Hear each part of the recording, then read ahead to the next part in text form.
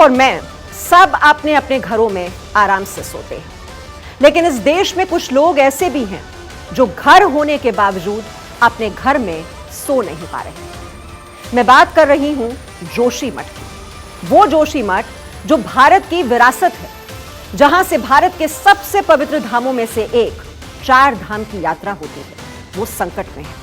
उसके अस्तित्व पर संकट आया हुआ है। वहां के लोग कितने दिनों से सो नहीं पाए हैं, आज हम उन्हीं लोगों की बात करेंगे। ग्राउंड जीरो से जनता का दर्द आपसे साझा करेंगे, लेकिन उससे पहले बात करेंगे चार धाम यात्रा की।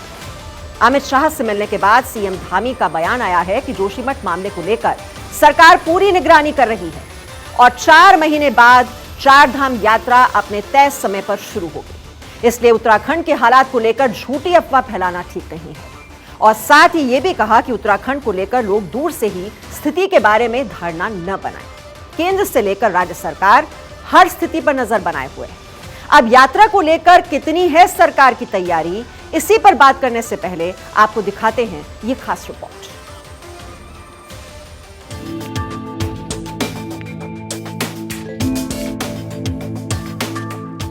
नहीं रुकेगी चार धाम, होगा सब इंतजाम। जोशीमठ में सब ठीक है, सब चंगा है, यही कहना है सीएम धामी का। इसलिए यात्रा को तय समय पर चलाया जाए।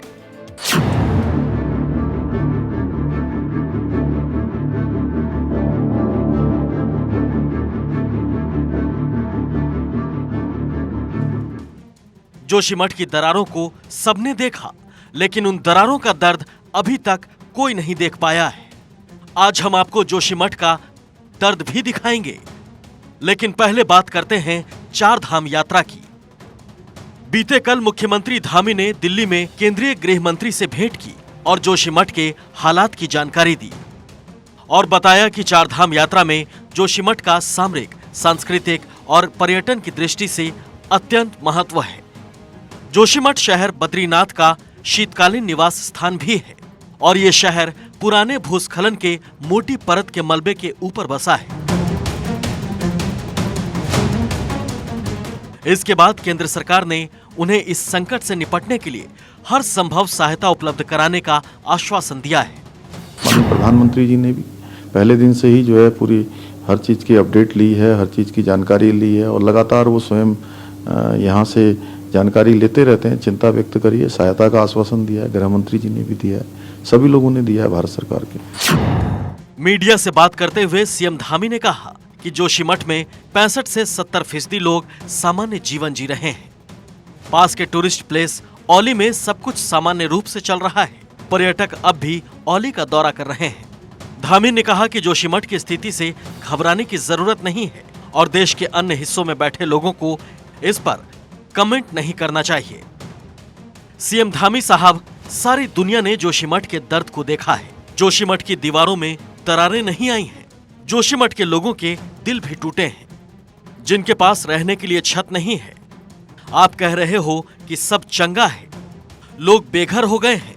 सिस्टम मुआवजे के नाम पर मजाक कर रहा है और देश के लोग बात भी ना करें। सीएम साहब, देश जानना चाहता है कि कुछ दिनों में जब चारधाम यात्रा शुरू होगी तो क्या जोशीमठ के पहाड़ इस यात्रा के बोझ को संभाल पाएंगे, क्योंकि सारे देश से लोग चारधाम की पवित्र यात्रा करने आएंगे। और अभी तक दरारों ने जो डराया है, क्या हकीकत में तब तक सब ठीक हो जाएगा?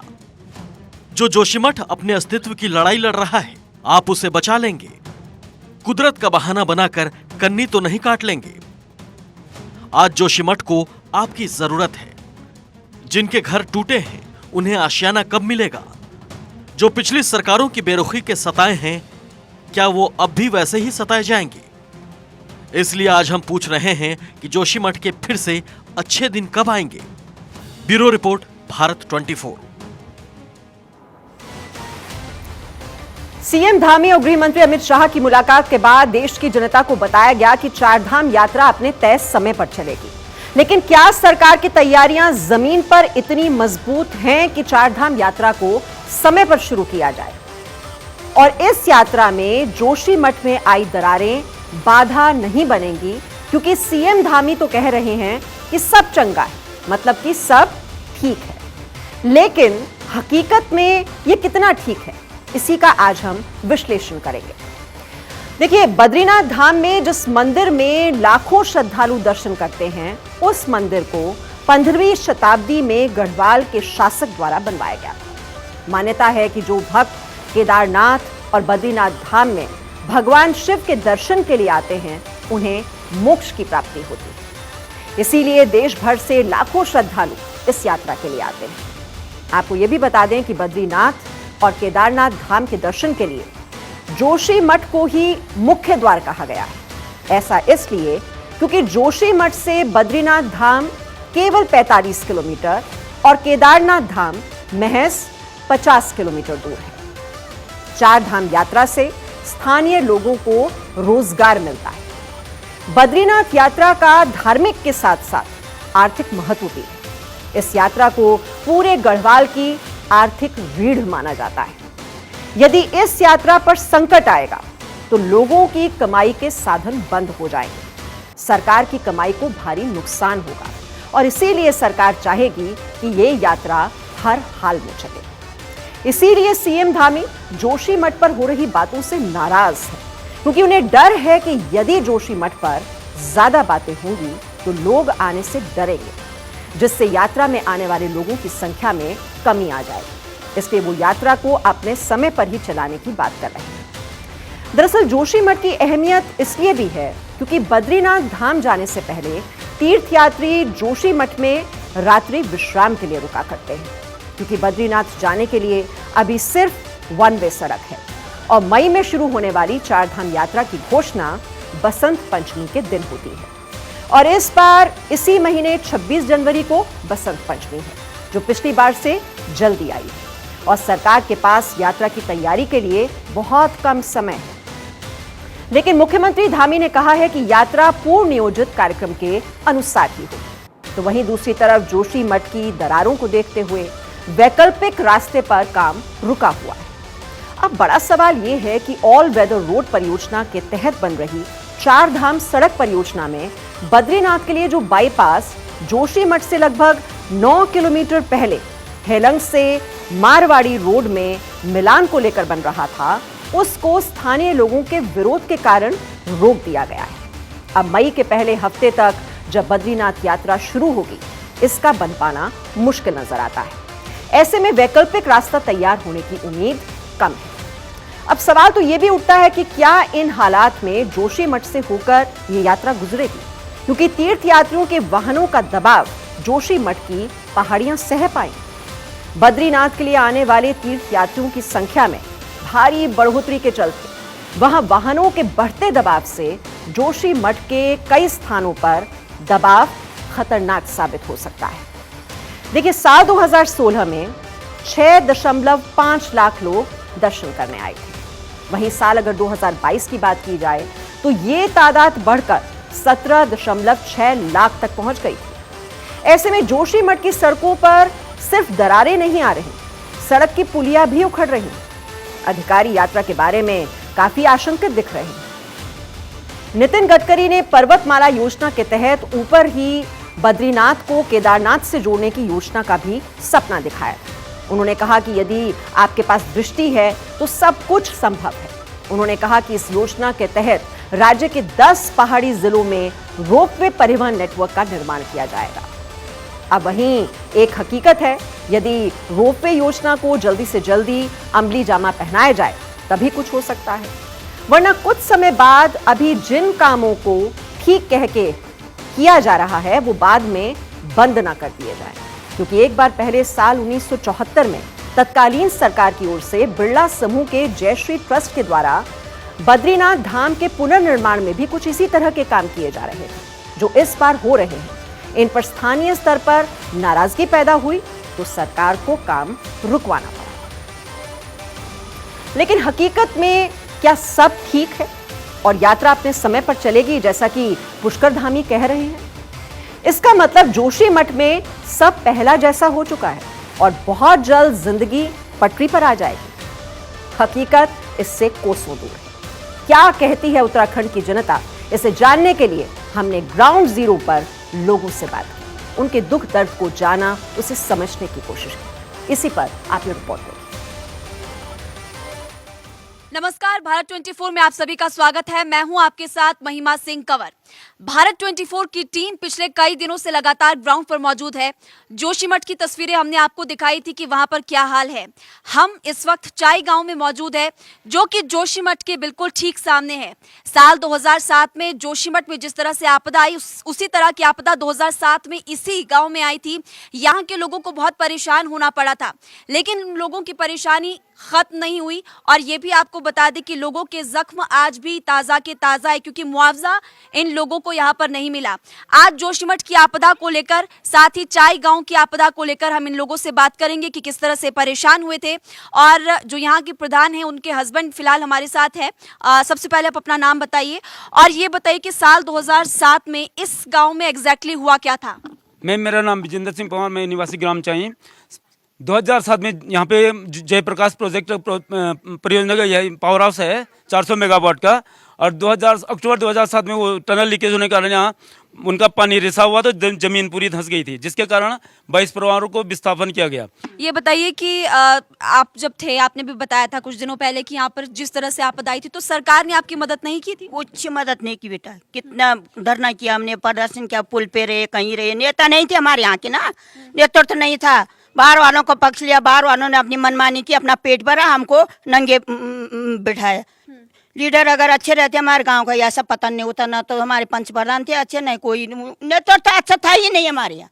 हमारे पास अगर लीडर अच्छे होते तो हमारी ये दशा नहीं होती। लोग मुकर रहे हैं तो लोग करोड़ों रुपये के मालिक बन रहे हैं। हमने 500 नाली में अपनी जमीन का नीलाम किया, क्योंकि हमको पता नहीं था। पहले टनल आया था, पहले ये मतलब डैम यहाँ हमारे गांव के नीचे बन रहा था।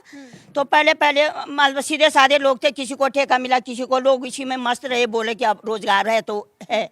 रोजगार भी छीना उन लोगों ने। हमारे यहाँ के लड़के सारे बोले भूटान जाओ, वहाँ से बाहर के यहाँ भरे और यहाँ वालों को बेदखल किया। नौकरी भी नहीं दी, बेरोजगार हैं। अब न घर के रहे न घाट के रहे, खाली नमी भी नीचे चले गए, जमीन के नीचे पेड़ पौधे कितने, संतरा मटर, जो चीज कहीं नहीं होती थी हमारे ग्राम चाई में उगती थी।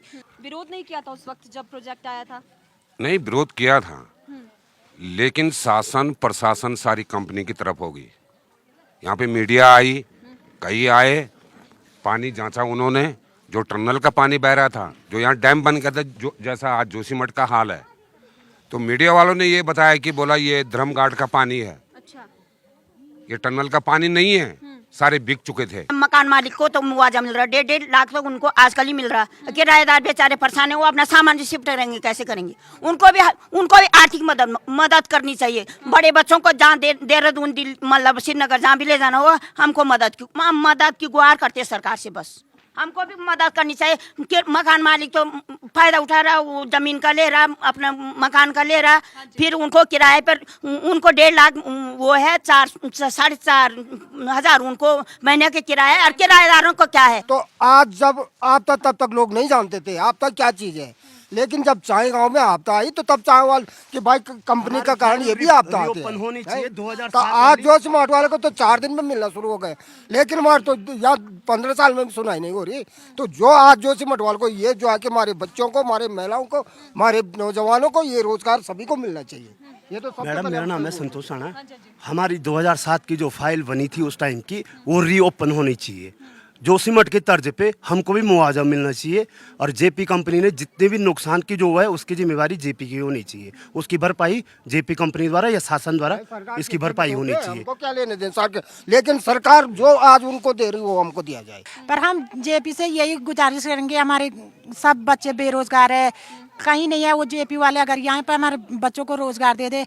आज जो बाहर से जब जोशीमठ स्कूल पढ़ने जा रहे थे, अब तो जोशीमठ फिलहाल तो रह नहीं गया, स्कूल भी बंद हो गए। हम तो यही है कि जिनके बच्चे पढ़े, सरकार से यही गुजारिश है कि हमारे गांव में स्कूल खोल दे। अभी फिलहाल तो कहाँ जाएंगे? आपके बच्चे कहाँ पढ़ने जाते हैं? यहाँ पर स्कूल है आसपास या फिर कितना दूर स्कूल है? 8वीं तक यहाँ स्कूल है, उसके बाद तो जोशीमठ में जाते हैं। उसके बाद जोशीमठ जाते हैं बच्चे स्कूल। हाँ, बस हम जोशीमठ में भी जो हाल है उसके बाद तो वहाँ पर भी स्कूल बंद हो रहे हैं। स्कूल बंद हो गए, फिर हमारे बच्चों को थोड़ी स्कूल की व्यवस्था होनी चाहिए बस। प्रत्येक परिवार को जो है रोजगार होने से, पढ़े लिखे बच्चे आजकल सड़कों में घूम रहे हैं, क्या रोजगार है गांव में? कुछ भी रोजगार नहीं है। ये जेपी वालों की मांगे भी रखी थी गांव वालों के साथ, रोड पहुंचाएंगे गांव तक, विद्यालय पहुंचेंगे, अभी तक कुछ भी नहीं हो पाया। उन्होंने एक भी मांग पूरी नहीं की हमारी, आज वो बात करने के लिए तैयार नहीं है। जेपी वालों ने तो चाहे गांव से फायदा उठाया, सब चीज अपने हमारे गांव का सारा बर्बाद करके रखा, और सारा हमारा अनाज वगैरह सब चीज़ हमारे गांव में सब चीज़ होता था, पैदावारी सब चीज़ें नष्ट, घर जंगल सब कुछ हमारा नष्ट कर दिया। और हम गाय पालते थे और दूध बेचते थे, इसीलिए हमारे परिवार का गुजारा करते थे। जेपी वालों ने कहा कि हम स्कूल देते हैं, विस्थापन करते हैं, किसका विस्थापन? पूछ नहीं दिया किसी को, पहले बोला रोजगार लगाते देते हैं, बाद में 1-2 लड़कों को लगाया, बाकी को सबको छोड़ दिया, सब घर में है, किसी को रोज। हमारे गांव का सारी जिम्मेदार थे जेपी कंपनी है, सरकार भी आई थी यहाँ, सरकार ने किसी ने सब ने अनसुनी की है। अभी यहाँ पर विधायक जी आए, जब से वोट मांगने के बाद वो विधायक बने, तो उसके बाद कोई आया यहाँ पर? बड़े नेता हर समय आते हैं वोट मांगने के टाइम पे, क्या वोट से पहले वादे बड़े बड़े किए, और वोट मांगने के बाद अभी तक क्या सारे गांव में पाँव भी नहीं रखा। हाथ जोड़ने के लिए वोट दो, लास्ट में वोट मांगने के बाद हट जाते हैं। हमारे बच्चों का तो साल बर्बाद हो गया वैसे ही, पहले बार कोरोना, इस बार आप आगे कहाँ जाएंगे हमारे बच्चे, न घर के न घाट के। कोई इंटर में कोई हाई स्कूल में क्या होगा? परीक्षा का टाइम है, कभी कोरोना की वजह से नहीं हुआ परीक्षा, अब आजकल जोशीमठ टूटने की वजह से बर्बाद हो रखे हैं। बस सरकार से गुहार है हमारी, हाथ जोड़ के। देखो कितनी भूमि हमारी बर्बाद हो रही है, जो आज तक हमने तब से बोया नहीं, इसका सुधार होना चाहिए। पूरी जमीन बंजर हो रही है। पहले यहाँ पर क्या क्या उगता था? यहाँ पे मडुआ होता था, काली दाल यहाँ होती थी, गैत यहाँ होता था, धान यहाँ होता था, गेहूँ यहाँ होते थे। कोई चीज़ ऐसा नहीं, फल फ्रूट में जो यहाँ नहीं होता, कोई चीज़ ऐसा नहीं हो सकता जो यहाँ। मूंगफली हो जाता, सौंफ हो जाता, जीरा हो जाता, केला यहाँ हो जाता, संतरे का तो यहाँ बगीचा का बगीचा था। आज के डेट में आप देखो अगर कहीं तो आपको एक संतरे का पेड़ मिलता, वो में ये सारी बंजर है हमारे यहाँ से नीचे। आपने देखो कभी कि इस गांव में अगर कहीं हरियाली है तो इसी के कारण, क्योंकि इसकी नमी नीचे जो वो खत्म हो गई है। ठीक है, एक बार इनसे दोबारा पूछ लेते हैं। एक बार आप ये बताइए, इधर आइए, कि यहाँ पर ये जो गांव है, कितनी सुरंगें यहाँ पर बनी हुई है? और आपने क्योंकि मंजिला भी बताया था, कितने मंजिला जो फ्लोर होता है उस टाइप का अंदर बना है, कमरे बने हैं? यहाँ पे जो 7 नंबर टनल है ना मैडम, वहाँ पे तो उसके अंदर है 7 मंजिला बिल्डिंग। टनल के अंदर 4 टर्बाइनें चल रही है वहाँ पे, 7 मंजिला बिल्डिंग है वहाँ पे, और उसके अंदर कम से कम 10-12 सुरंगें और हैं। आउटफॉल पता नहीं क्या, जनरेटर रूम पता नहीं, बहुत सारे सुरंगें हैं, केबल टनल है, तो वहाँ पे उनकी 7 मंजिला बिल्डिंग है।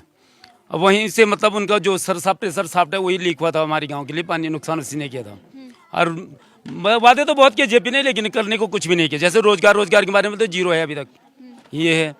बाकी जो भी ट्रीटमेंट कुछ नहीं कर रहा, कंपनी द्वारा कुछ भी सहायता हमारे को नहीं मिल चुकी है अभी तक। अब जोशीमठ में हो गया, जोशीमठ हमारा शहर है, मेन शहर है, वो भी धंसने लग गया।